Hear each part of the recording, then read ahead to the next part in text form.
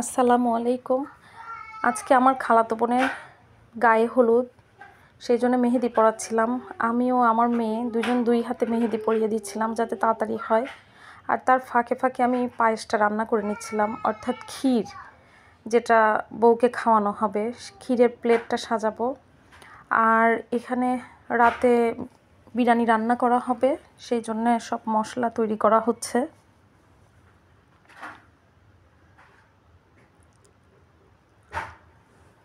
এর মধ্যেই আমাদের গরু জবাই হবে, সেই গরুটা চলে এসেছে, সেই জন্য আমরা সব গরু দেখতে যাচ্ছি।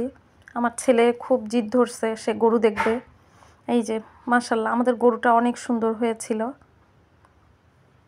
বাচ্চাগুলা খুব খুশি গরু দেখে।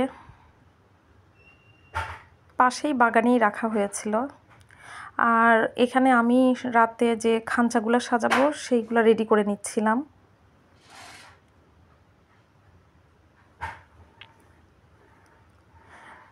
এই জায়গাটাতে আমাদের কনেকে বসানো হবে গায়ে হলুদের, মানে গায়ে হলুদের প্রোগ্রামটা এখানেই হবে। বউকে পার্লারে নিয়ে যাওয়া হয়েছে সাজানোর জন্যে। আমরা বাইরে রাতের লুকটা সবাইকে একটু দেখাচ্ছি, অনেক সুন্দর লাগছিল। আর সবাই আমার গলাটা দেখে, মানে গলার ভয়েসটাতে কিছু মনে করবেন না, বিয়েবাড়িতে অনেক চিল্লাফাল্লা করার কারণে গলাটা বসে গেছে।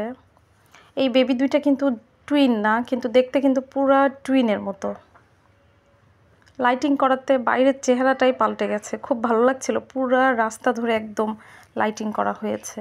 আর এখানে আমার সব ভাইরা গেট সাজাচ্ছিল, কেউ ছবি তুলছিল, ভিডিও করছিল। আমরা সব যার যার মতো শেষে ছবি তুলছি, ভিডিও করছি।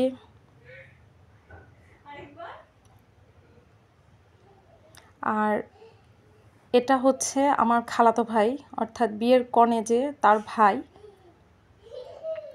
এটা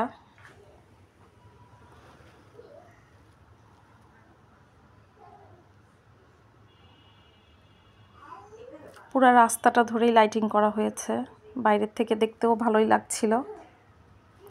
আর আমাদের রান্নাটা দেখতে আসলাম যে কতটুকুন কেমন কি হয়েছে।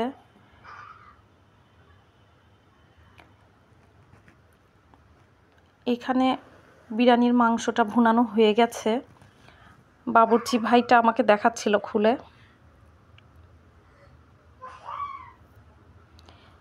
মাংসটা ঢেলে দিচ্ছে পোলার মধ্যে। বিরিয়ানি রান্নাটা অসম্ভব মজা হয়েছিল, সবগুলো রান্নাই খুব মজা হয়েছিল। বাবুর্চিগুলো খুবই সুন্দর রাঁধে। গরু বেচারা চেয়ে আছে, আর কিছুক্ষণ পরে তাকে জবাই করা হবে।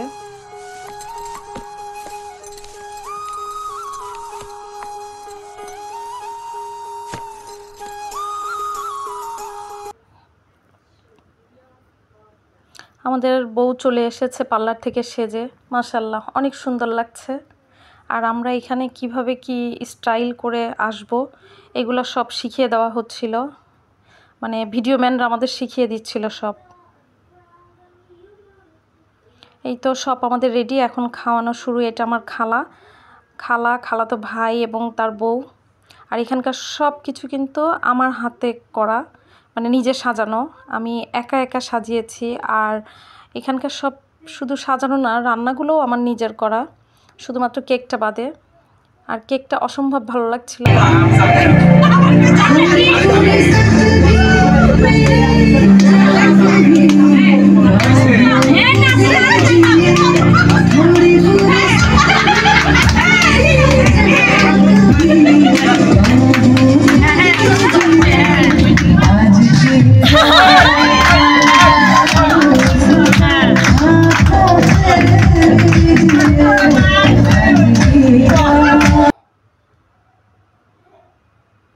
দেখলেন তো কত সুন্দর নাচানাচি হচ্ছিল সবাই মিলে।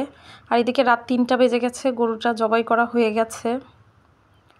চলে আসলাম আমরা বিয়ের দিন, বউকে একদম পার্লার থেকে সাজিয়ে গুজিয়ে নিয়ে আসার পরে।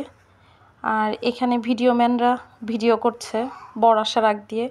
আর এদিকে আমি বরের খাঞ্চাগুলো সব রেডি করে নিচ্ছিলাম, গেটে প্লাস খাঞ্চা সব কিছু রেডি করছিলাম। আর সব জায়গায় আমি এইগুলো করি সাধারণত, মানে আমি একটু মানে এগুলাতে এক্সপার্ট বেশি, এই জন্য সবাই আমাকে দিয়েই করায়। আমার যতগুলো বোনের বিয়ে হয়েছে, ভাইদের বিয়ে হয়েছে, সব আমার হাত দিয়েই সাজানো।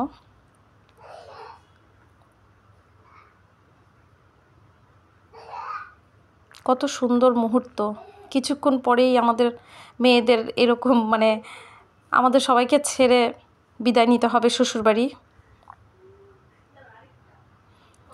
চলে এসেছে আমাদের বর। এখানে রিসিপশনে রিসিভ করে নিচ্ছিলাম বরকে। মাশাআল্লাহ, আমাদের বরটাও বেশ সুন্দর।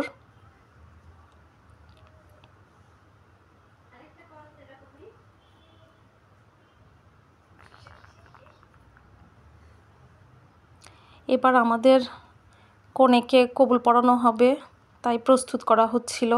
এখানে প্রচণ্ড ভিড় ছিল জন্য আর কবুলের মুহূর্তের ছবিটা নিতে পারি নাই। আর এখানে আমাদের বরকে কবুল পড়ানো হচ্ছে।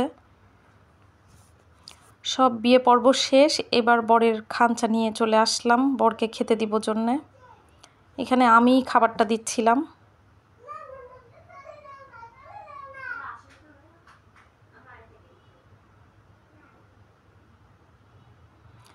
আর খুবই দুঃখিত যে খাবারের সময়কার ভিডিওগুলো আমি নিতে পারি নাই, এত ব্যস্ত ছিলাম।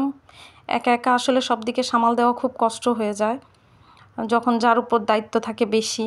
এখানে খাবারের মেনুতে ছিল মানে আমাদের পোলাও, টিকিয়া, দই, ডাল, গরুর মাংস, মহিষের মাংস, 7 আপ, দই, মিষ্টি, আরও অনেক কিছুই ছিল। এই যে কবুল পড়ানোর পরে খাওয়া দাওয়া শেষে চলে যাওয়ার বিদায়ের মুহূর্তের আগ মুহূর্তে মানে একসঙ্গে সব দেখা সাক্ষাৎ পরিচয় পর্ব হচ্ছে। কিছুক্ষণের মধ্যেই চলে যাবে। সবাই ভালো থাকবেন, সুস্থ থাকবেন। রমাদান করিম।